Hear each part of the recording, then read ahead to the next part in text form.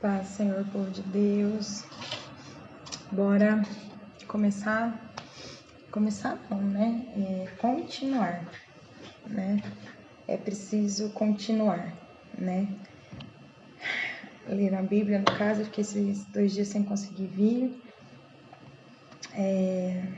E às vezes, né, quando a gente a gente para um pouco. Eu dou comando pra mim mesma, tá? Tô falando de mim. E talvez você que esteja assim, às vezes você tá atrasado na leitura, ou em qualquer outra área da sua vida.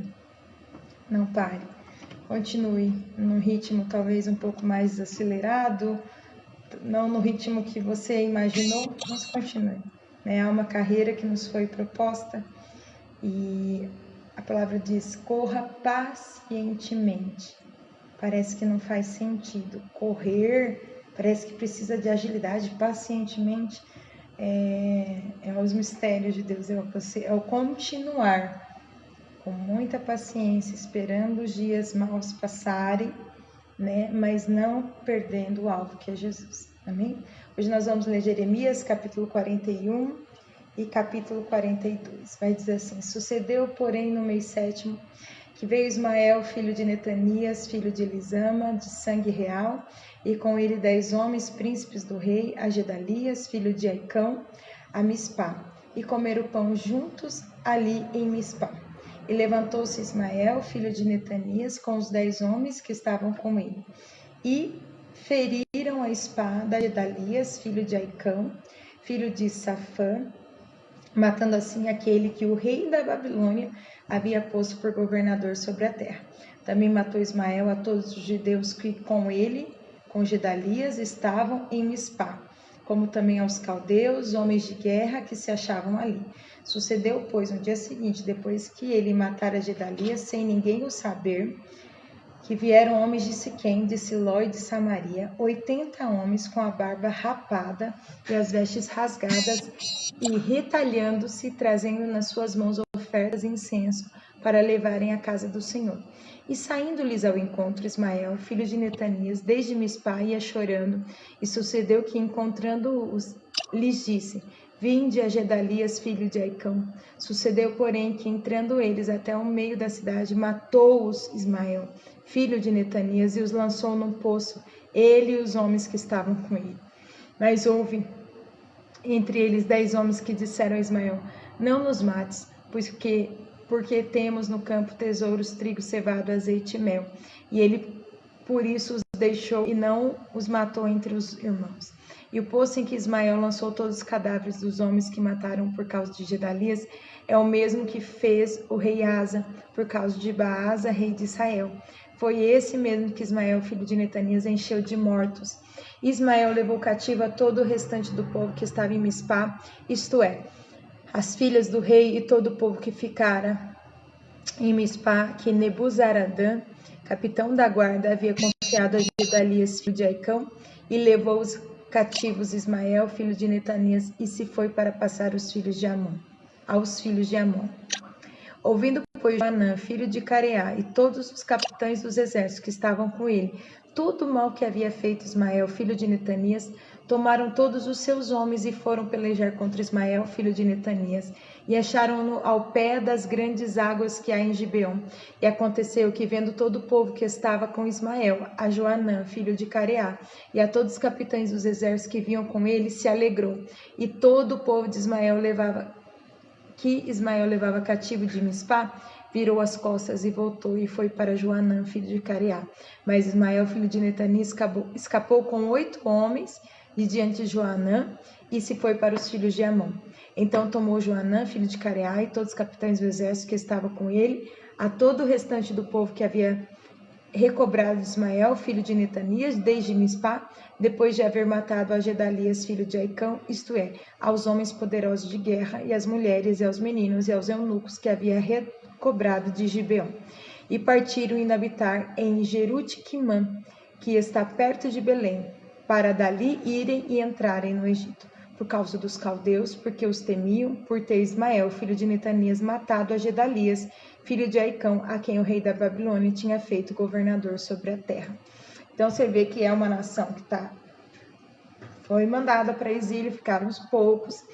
O rei da Babilônia deixa Gedalias como responsável, como governador, e ainda assim há uma rebelião. Ainda assim. Então, você pode ver que não é o tanto de poder, o muito dinheiro, muita fartura ou riqueza. É o coração obstinado, né? Que às vezes a gente tem que tomar cuidado. Ai, eu nunca matei ninguém, ok. Mas às vezes a gente fica obstinado em ter algo, em ser algo que é fora da vontade de Deus. E isso faz com que a gente cometa vários erros. Vamos ler agora Jeremias 42? Então chegaram todos os capitães dos exércitos, Joanã, filho de Careá, e Jezanias, filho de Osaías, e todo o povo, desde o menor até o maior, e disseram a Jeremias, o profeta: aceita agora a nossa súplica diante de ti, e roga ao Senhor teu Deus por nós e por todo esse remanescente, porque de muitos restamos uns poucos, como nos veem os teus olhos, para que o Senhor teu Deus nos ensine o caminho por onde havemos de andar e aquilo que havemos de fazer.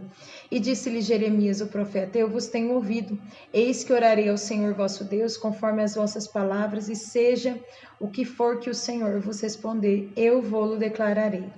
Não vos ocultarei uma só palavra. Então eles disseram a Jeremias: seja o Senhor entre nós testemunha verdadeira e fiel, se não fizermos conforme toda a palavra com que te enviara a nós o Senhor teu Deus. Seja ela boa ou seja má, a vós o Senhor nosso Deus, a quem te enviamos, obedeceremos, para que nos suceda bem, obedecendo a vós o Senhor nosso Deus. E sucedeu que ao fim de 10 dias veio a palavra do Senhor a Jeremias. Então imagina, né? Jeremias, que era um profeta, demorou 10 dias para vir uma resposta. Às vezes a gente quer algo imediato, né? Então chamou a Joanã, filho de Careá, e a todos os capitães dos exércitos que havia com ele, e a todo o povo, desde o menor até o maior. E disse-lhes: assim diz o Senhor Deus de Israel: a quem me enviaste? Para apresentar a vossa súplica diante dele. Se de boa mente ficardes nessa terra, então vos edificarei e não vos derrubarei, e vos plantarei e não vos arrancarei, porque estou arrependido do mal que vos tenho feito. Não temais o rei da Babilônia, a quem vós temeis, não temais, diz o Senhor, porque eu sou convosco para vos salvar e para vos livrar da sua mão, e vos concederei misericórdia, para que ele tenha misericórdia de vós e vos faça voltar à vossa terra. Mas se vós disserdes, não ficaremos nessa terra, não obedecendo a voz do Senhor vosso Deus, dizendo, não, antes iremos à terra do Egito, onde não veremos guerra, nem ouviremos som de trombeta, nem teremos fome de pão, e ali ficaremos. Nesse caso, ouvi a palavra do Senhor, ó remanescente de Judá. Assim diz o Senhor dos exércitos, Deus de Israel: se vós absolutamente propuserdes a entrar no Egito e entrardes para lá habitar, acontecerá que a espada que vós temeis vos alcançará ali na terra do Egito, e a fome que vós receais vos seguirá de perto no Egito, e ali morrereis. Assim será com todos os homens que puseram os seus rostos para entrarem no Egito, a fim de lá habitarem. Morrerão a espada e de fome e de peste, e deles não haverá quem reste e escape do mal que eu farei vir sobre eles. Porque assim diz o Senhor dos exércitos, Deus de Israel: como se derramou a minha ira e a minha indignação sobre os habitantes de Jerusalém, assim se derramará a minha indignação sobre vós, quando entrardes no Egito, e sereis objeto de maldição e de espanto, e de execração, e de opróbrio. E não vereis mais este lugar. Falou o Senhor acerca de vós, ó remanescentes de Judá: não entreis no Egito, tende por certo que hoje testifiquei contra vós, porque vos enganastes a vós mesmo, pois me enviaste ao Senhor vosso Deus, dizendo: ora por nós ao Senhor nosso Deus, e conforme tudo o que disser o Senhor nosso Deus, declara-no, assim o faremos. E vou-lo tenho declarado hoje, mas não destes ouvido à voz do Senhor vosso Deus, em coisa alguma pela qual ele me enviou a vós. Agora, pois, sabei por certo que morrereis à espada, de fome e de peste, no mesmo lugar onde desejais ir para lá morardes. Então, entenda bem. O povo, um remanescente, pediu para Jeremias para falar com Deus, e o que Deus falasse, eles falariam. Só que na cabeça deles, o óbvio, vamos para o Egito, vamos fugir para lá, porque aqui, ó, ficou aqui Gedalias como governador, morreu. Quantas pessoas morreu? A gente está inseguro. Então, na mente deles, seria muito mais seguro voltar ao Egito, que para nós significa o mundo. Às vezes as aflições, as pressões são tão grandes que às vezes a gente melhor voltar para aquele lugar.